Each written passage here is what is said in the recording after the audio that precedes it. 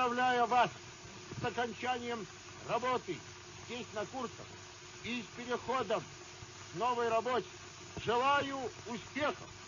Прошу господина генерала передать генералу Кэсту, что мы, добровольцы русской освободительной армии, готовы нести нашу идею в массы, готовы на борьбу и в нужный момент с оружием в руках, готовы идти в бой на борьбу и уничтожение большевизма в союзе с немецким народом.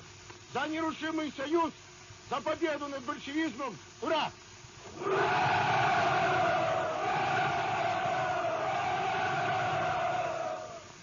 Четко отбивая шаг под звуки барабанного боя, торжественным церемониальным маршем проходят части русской освободительной армии, только что принесшие присягу.